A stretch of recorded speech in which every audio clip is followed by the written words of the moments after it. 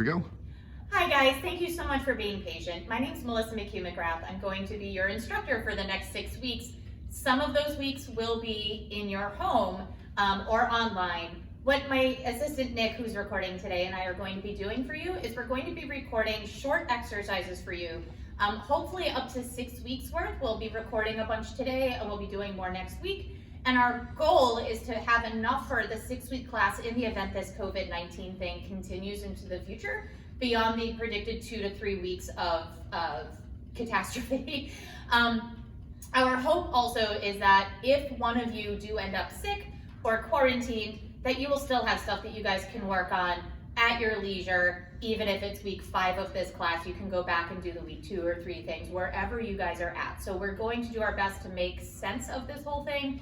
We're all flying by the seat of our pants, and I really appreciate your flexibility on this.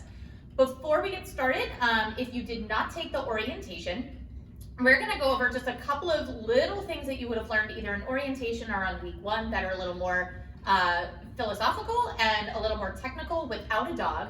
And then we're gonna bring in some dogs and we're gonna start training you how to get your dog to today. Sit down, target to your hand, and maybe the beginning of leave it, depending on how things go.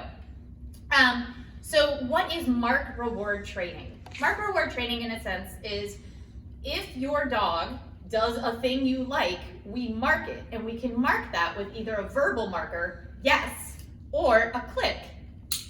So if my dog Captain were to sit, and then that click means he gets a treat.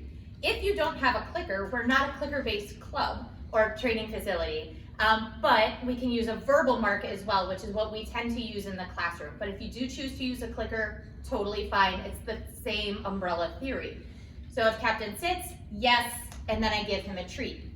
Now the treats that we're using, I could use, if you guys are in your home, you could actually use their kibble, and that's totally fine if you're in a less distracting environment. But if you're in a more distracting environment, what I would usually use here are either Zooks, and I'll show you guys a bag of that real quick. So these things are really little. They're a couple calories each. If you have a very tiny dog, these things break up very easily. So, maybe this one doesn't break up as easy. Yeah. This one's a little dried out.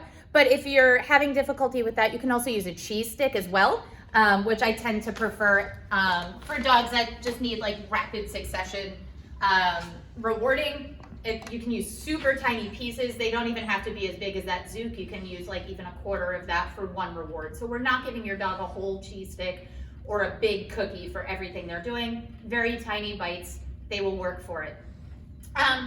The other thing that we need to get out of the way before we get started today is the 4 Ds of dog training. Now, in a perfect world, you guys would be here in my classroom and we would be working through distractions. That's the 4th one down here.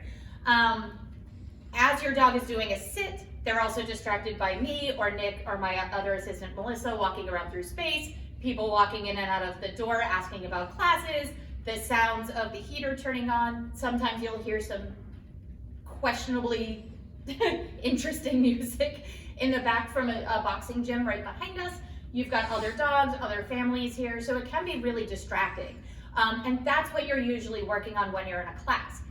We might not have that luxury of having those distractions here for at least the next couple of weeks. But what we can do is we can make the training more difficult. We can add a longer duration. So instead of sit, yes, treat, we can sit, 2, 3, 4, yes, treat. And we can also work on distance. So instead of having my dog sitting here, I can have him across the room and ask for a sit. So we can start playing with these other tenets of dog training while we're self-quarantining. And then when we do come into the class, we can add the distractions later. And if your dog has a really high duration or really good distance on some of these things, the distractions will actually be easier to work with. So again, use good treats. Remember the 4 Ds of dog training. If your dog isn't listening, part of it might be because you might be asking too much of one of these 4 things. So if you're trying to get a sit in a dog park and it's really distracting, it's not that your dog is blowing you off, it's just too distracting. So find a way to make the environment less distracting and then go back and ask for the sit. But while you're assessing why your dog is blowing you off, think of these 4 Ds and figure out a way to make it easier for your dog to be successful while you're training. So that's the end of video 1 for the Manners 1 class, and really any of the classes that we'll be teaching here today at New England. I'm also the co-training director of New England Dog Training Club. We've moved everything there to online as well. But what we are going to do, we're here at Every Dog Training. If you need anything, you can also come back and refresh this video. We're going to go on to sit down and leave it here shortly.